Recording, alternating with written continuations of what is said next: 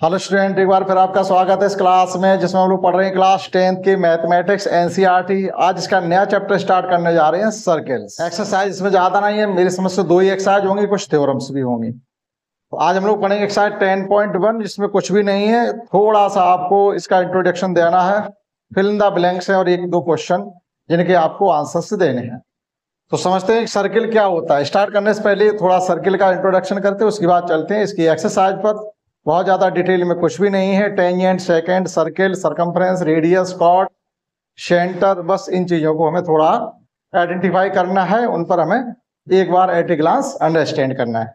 देखिएगा, circle means आपके पास एक पॉइंट है, अब इस पॉइंट से इसके ऑल डायरेक्शन में इक्वल डिस्टेंस पर जो पॉइंट होते हैं, अगर उनको सबको हम ज्वाइन करें तो एक सर्किल का फॉर्मेशन होता है।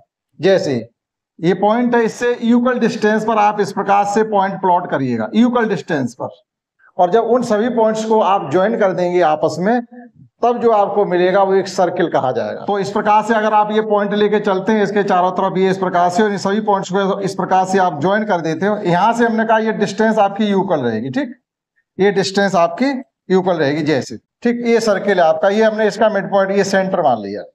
अब यहां से जो ये आपको एक लाइन शो हो रही है, इस लाइन की इस पॉइंट से ये जो डिस्टेंस है, ये हर पॉइंट पर, प्रत्येक पॉइंट पर इक्वल डिस्टेंस है। जैसे आपकी साइकिल का पहिया होता है, साइकिल का व्हील होता है, इसे रिम कहते हैं, और ये स्पोक्स बोली जाएंगी, तो ये सभी स्पोक्स की लेंथ इक्वल होगी। और ये जो आपको ये लाइन शो हो रही है, ये आपकी सरकमफ्रेंस बोली जाएगी। जिस पॉइंट पर ये सभी ज्वाइन हो रही है वो सेंटर बोला जाता है। किसी एक स्पोक्स की जो लेंथ होती है वही रेडियस बोली जाती है। रेडियस का अगर हम ट्वाइस करते हैं तो आपका डायमीटर हो जाता है। Diameter is the twice of a radius, या radius is the half of a diameter. तो देखिएगा, जैसे ये कोई सर्किल है और ये सेंटर है, तो सेंटर से ये line pass through the centre is called the diameter. देखो, डायमीटर की कई आपकी डेफिनेशंस हैं। Longest chord of a circle is called diameter, twice of a radius is called diameter, the line passes through the center of a circle is called diameter। Okay, तो देखिएगा, ये हमारा centre C है इस circle का, तो यहां से होकर जो लाइन पास कर रही है आपकी ए बी, ये इसकी डायमीटर कहलाती है। और डायमीटर का अगर हाफ कर देंगे तो रेडियस हो जाएगी। ठीक, अब कॉर्ड क्या होता है? The lines which join the circumference to circumference but not passes through a circle, but not passes through the center of the circle is called the chord of a circle। means जैसे ये lines है, देखो, cord से cord को join कर रही हैं, cord से कॉर्ड को ज्वाइन करिए, सब कॉर्ड कह, वो सरकमफ्रेंस से सरकमफ्रेंस को ज्वाइन कर रहे हैं, ये सब कॉर्ड कहलाएंगे। ठीक, लेकिन longest chord of a circle is called diameter. अब ये longest chord of the circle कौन सी होगी? जो ये ब्लैक कलर की है, ये longest chord of the circle है। जो लॉन्गेस्ट कॉर्ड होगी उसी को हम डायमीटर कहने लगते हैं। That is longest chord of a circle is called diameter, and other lines which not pass through the center of the circle is called chord। okay, now half of the diameter is called radius। तो जो main आपका point है, इसमें main information जो circle की वो है radius. आपको अगर किसी सर्किल की केवल रेडियस गिवन हो तो आप सर्किल का डायमीटर है, सरकमफ्रेंस है, एरिया है, सब कुछ फाइंड कर सकते हैं। ठीक है, अब देखिएगा, ये अब डायमीटर हो गया, सरकमफ्रेंस हो गई, और इसका सेंटर हो गया, ये समझ चुके होंगे। लेकिन इसमें क्या सीखने वाले हैं एक्सरसाइज 10.1 में? टेंजेंट। अब टेंजेंट क्या होता है उसे समझिएगा आप। जैसे ये एक सर्किल है, ये एक सर्किल है, और ये एक सर्किल है। ये कोई लाइन पी क्यू है। P Q not a tangent of a circle because this is not touch the circle and not cut the circle at any point. P Q इस सर्किल का टेंजेंट नहीं हो सकता, क्योंकि ये सर्किल को किसी भी पॉइंट पर ना टच करता है और ना ही कट करता है। ना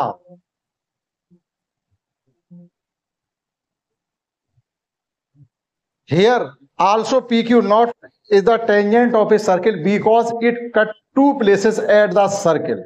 ये सर्किल को 2 प्लेस पर कट करता है, इसलिए ये भी इसका टेंजेंट नहीं हो सकता। Tangent means tangent one and only one point pass through at the circle. Circle के किसी एक ही पॉइंट से होकर के जो लाइन जा रही है वही टेंजेंट कहलाती है। The line pass through the only one point of the circle is called tangent. तो देखिएगा, इस प्रकार से ये जो पी क्यू लाइन आपकी अब होगी, ये टेंजेंट कही जाएगी। तो ये केवल और केवल सर्किल को किसी एक पॉइंट पर ही टच कर रही है या कट कर रही है, ये टेंजेंट। टेंजेंट मीन्स हिंदी में इसको कहेंगे स्पर्शी, किसी वृत्त की स्पर्श लाइन, यानी उसको केवल छू रही है बस, और केवल किसी सर्किल के किसी पॉइंट से केवल और केवल एक टेंजेंट ही ड्रॉ किया जा सकता है। But A circle can have infinitely many tangents.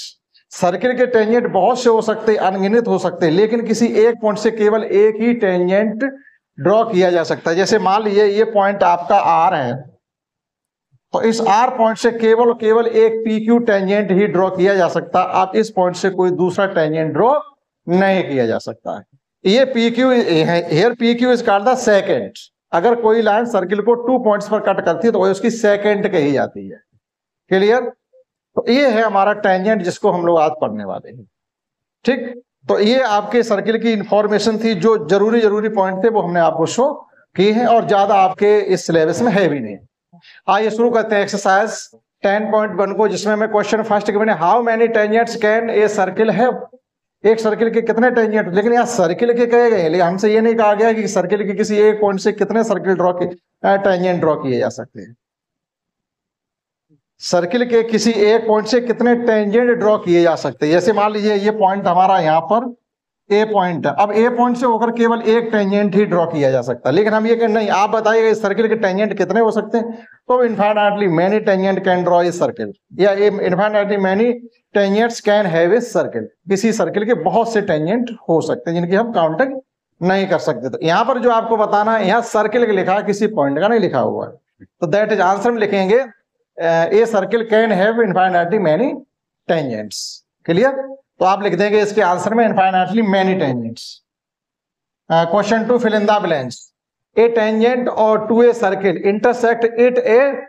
किसी सर्किल का कोई टेंजेंट इसको कितनी जगह पर इंटरसेक्ट करता है? Only 1 point. आप लिखेंगे यहां पर 1, केवल 1 पॉइंट पर ही ये इंटरसेक्ट इसको करता है। A line intersecting a circle 2 points. अगर कोई लाइन किसी सर्किल को 2 पॉइंट्स पर इंटरसेक्ट करती है तो फिर क्या कही जाएगी? सेकेंड्स।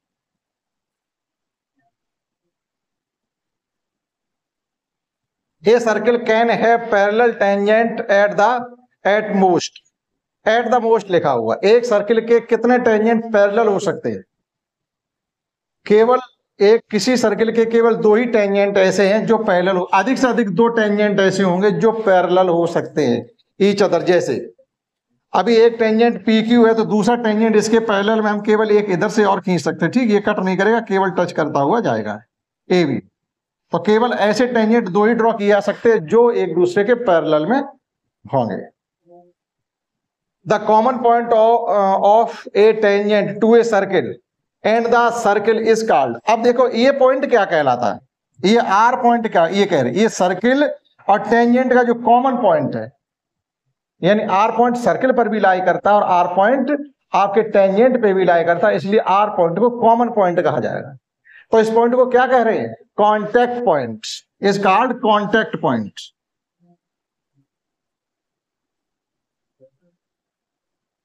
इसे हम कॉन्टेक्ट पॉइंट भी कहेंगे, कॉमन पॉइंट कॉन्टेक्ट पॉइंट भी कहलाएगा। तो ये था क्वेश्चन 2 का 1 2 3 4 पार्ट थे। ठीक, समझते हैं question 3। A tangent P Q at a point P of a circle of radius 5 centimetre meets a line through the centre at O and a point Q so that P Q is equal to 12 centimetre. Find the length P Q. अब एक चीज और है, देखिएगा question 3 में हमसे कहा गया एक सर्किल है और इसका एक टेंजेंट भी है ये। ठीक, एक टेंजेंट भी है। मान लीजिए टेंजेंट ये पी क्यू है, टेंजेंट आपका पी क्यू है, और इसमें क्या कहा गया है? रेडियस क्या है? Radius 5 centimetre. A line through the centre at O at the point Q so that O Q 12 centimetre. और आपसे पूछा जा रहा है पी क्यू। देखिएगा ये पॉइंट हमारा कांटेक्ट पॉइंट तो पी है और ये पॉइंट हमारा क्यू है, ये आर है। और हमसे ये पूछा जा रहा, ये 12 सेंटीमीटर है, ओ क्यू 12 सेंटीमीटर है, पी क्यू इसकी रेडियस 5 सेंटीमीटर है। देखिएगा जो टेंजेंट होता है आपके सर्किल का, जो सेंटर से लाइन उस टेंजेंट पे ड्रॉ की जाएगी कॉन्टेक्ट पॉइंट पर, हमेशा और हमेशा के लिए उस पर परपेंडिकुलर ही हुआ करेगी। That is line OP for ever, यानी हमेशा क्या रहेगी, OPU is perpendicular to P Q.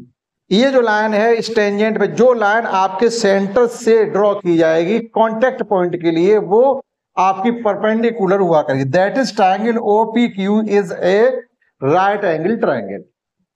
जब ये राइट एंगल ट्रायंगल हम यहाँ पर पाइथागोरस थ्योरम का यूज कर सकते हैं, तो आपसे पी क्यू पूछी जा रही, तो ये 144 हो जाएगा भाई पाइथागोरस थ्योरम, और ये आपका हो जाएगा 25। 144 में से जब 25 को कम करेंगे तो कितना बचेगा, 119। That is P Q equal to कितना हो जाएगा, √119। आप पाइथागोरस थ्योरम का यूज करके आप पी क्यू को फाइंड कर सकते हैं। 119 आएगा, ऑप्शनल है, आप अपने ऑप्शन पर टिक कर लीजिएगा।